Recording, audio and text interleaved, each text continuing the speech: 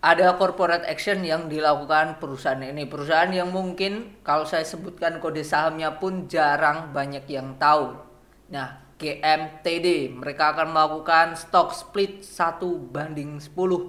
Apakah ini menarik dan GMTD ini perusahaan apa? Akan saya ulas di video kali ini. Oke, check this out. Sekarang bisa join grup belajar investasi saham. Bisa dengan bikin akun Mirai deposit 10 juta atau membayar 400.000 untuk selamanya. Gimana caranya? Link ada di deskripsi. Info lebih lanjut bisa hubungi ke DM Instagram kita.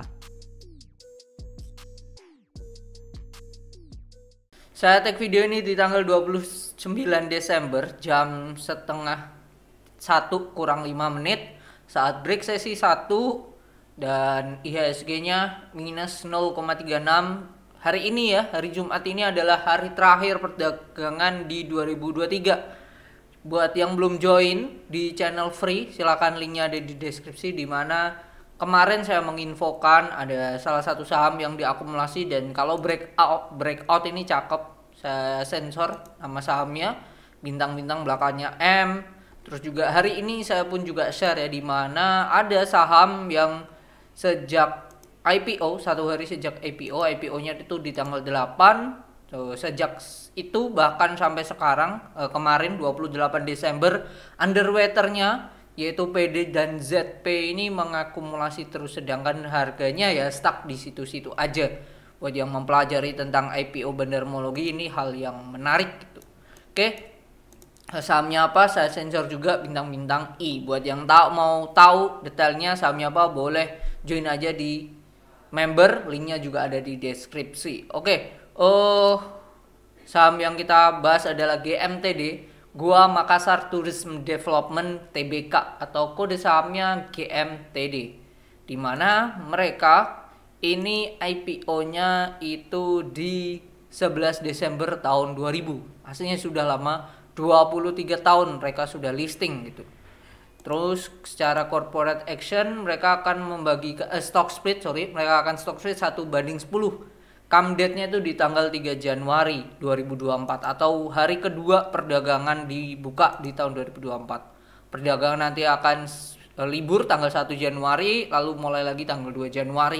Tanggal 3 baru dibuka lagi dan itu come date-nya, come date GMTD. Jadi kalau berdasarkan harga closing sekarang 23.875, berarti kemungkinan per lembarnya akan jadi 2.300 lah, kisaran 2.300. Tinggal nanti closing di tanggal 3 Januari itu di harga berapa gitu.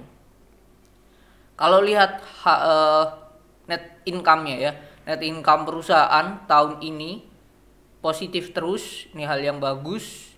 Dan kalau kita lihat sekarang PI-nya berada di 22, PBV-nya di 3,74. Kalau berdasarkan indikator saja, ini perusahaan yang sudah mahal. Udah mahal lah ya.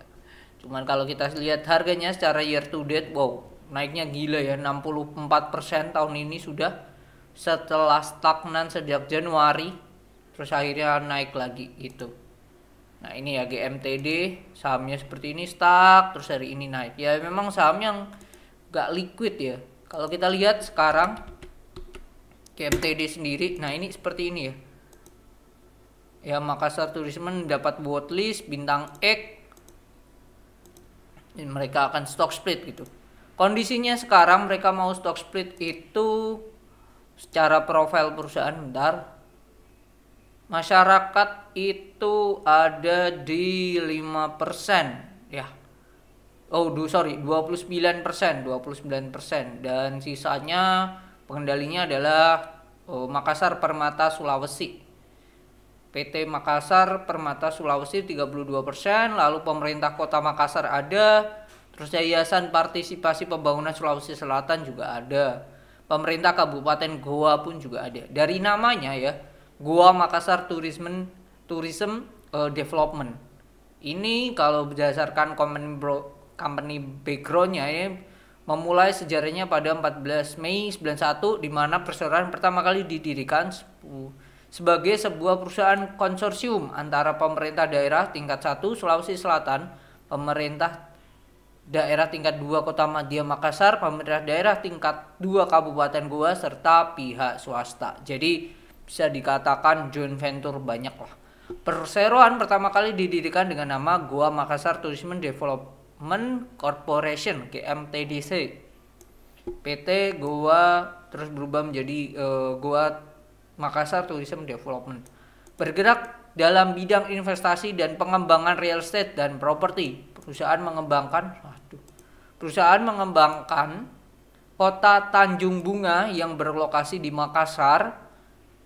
Terus pembangunan visinya telah dimulai sejak 97. Perusahaan ini konsolidasi oleh PT Lipo Karawaci Tbk yang merupakan entitas induk tidak langsung. Jadi ini ada kerjasama dengan LPKR. Oke, kalau kita lihat websitenya tampilannya seperti ini ya. Nah, ini ada choose your destination, ada residential, komersial, health, living, education, tourism and leisure facility. Nah, ini ya beberapa lini bisnis dari mereka. Oke, ini kalau sekilas perusahaan, konsep pembangunan integrasi, master plan, kawasan secara global, pembangunan kawasan perumahan, komersial dan pariwisata, penyedia tanah dan untuk investor, penyedia layanan kota yang disediakan oleh manajemen perkotaan, pemeliharaan fasilitas infrastruktur dalam kota. Kalau saya klik salah satu ya ini. Nah, kalau residensial kayak gini ya, perumahan-perumahan. Oke.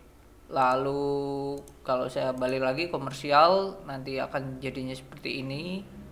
Oke, beberapa lini bisnisnya. Lalu kalau saya klik lagi di healthy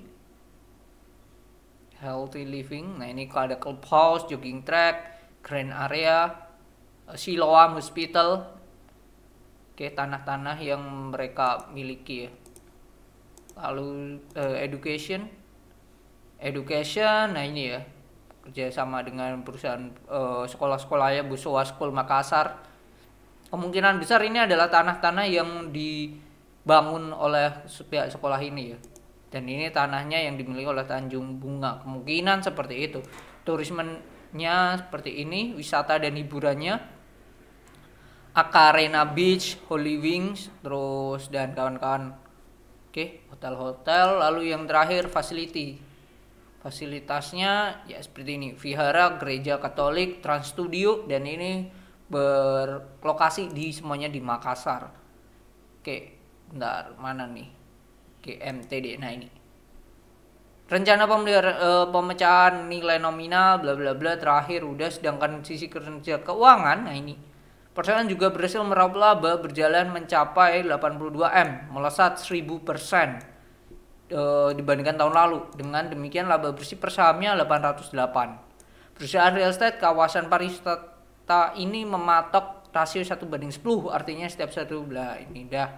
Saat ini juga menambah jumlah saham beredar yang akan menembus 1M. Oke, perubahan ini sih. Kalau saya melihat ini hanya sebatas untuk membuat liquid perusahaan di bursa efek. Terus kalau kita lihat corporate action, mereka sering bagi dividen enggak? Mereka termasuk sering bagi dividen, tapi nominalnya kecil banget ya. Tahun lalu 3 lembar dengan harga sekarang itu kecil banget sih.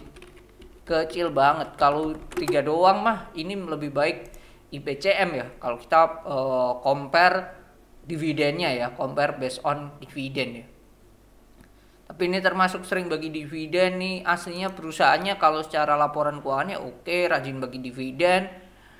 Ya, tinggal kita lihat ya laporan keuangannya menarik apa enggak. Cuman kalau saya melihat di sini adalah adanya integrasi ya antara pemerintah daerah dan juga pihak swasta ya. Ini which is good, karena tidak bisa ya kita menekankan suatu daerah itu ya tanggung jawab dari pemerintah. Ya, tanggung jawab pemerintah itu pasti, tetapi ada campur tangan bantuan dari pihak swasta, kerjasama itu akan membuat kota atau daerah itu akan semakin maju. Ya, salah satunya ini Goa Makassar ini dengan adanya campur tangan yaitu tadi Lipo Karawaci secara tidak langsung ya akan membuat efek yaitu ya harusnya perputaran ekonomi lah ya di daerah ini lebih oke dibandingkan saat belum ada. Jadi itu, dan semoga ya tidak hanya di Makassar aja, akan berefek ke beberapa nantinya daerah-daerah yang lain biar terjadi pemerataan. Itu sih kalau menurut saya, dengan adanya stock split 1/10 which is good.